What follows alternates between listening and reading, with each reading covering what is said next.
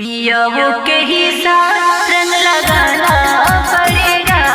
होली है, लगाना पड़ेगा। होली है, होलिया मेरा जनही मन पगलाइल बा, यरवे से खेलब होली जिया छछनाइल बा। उड़ता उड़ता उड़ता देखा सगर गुलाल उड़ता।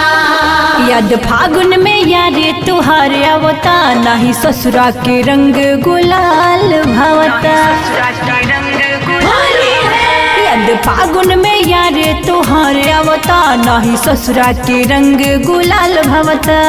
होली है, तो नहीं खन घर में भतार तुम्हें आना पड़ेगा।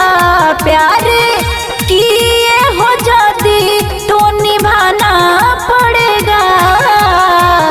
ऑफर होली में जल्दी से आना, पियावो के हिस्सा रंग लगाना पड़ेगा।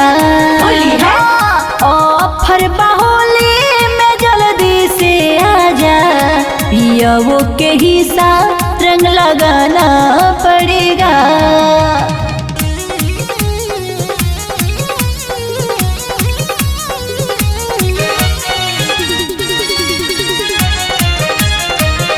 पियावो के ही साथ रंग लगाना होली है, फील कुमार वाला आके दिला जा, मौका के फायदा फागुन में उठा जा।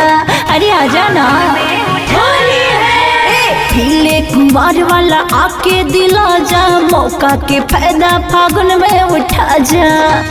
सारा लहंगाया चोली मोर भी जाना पड़ेगा।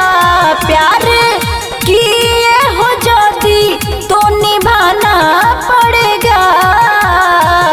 ऑफर होली में जल्दी से आजा, पियावो के हिस्सा रंग लगाना पड़ेगा।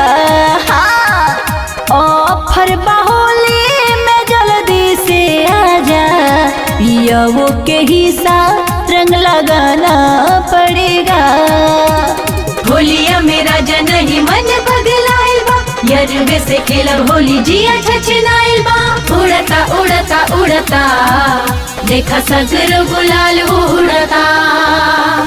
आके गुलाल गोरे गाल में लगावा, राहुल रसिक तनवा दन महकावा। आ जाना।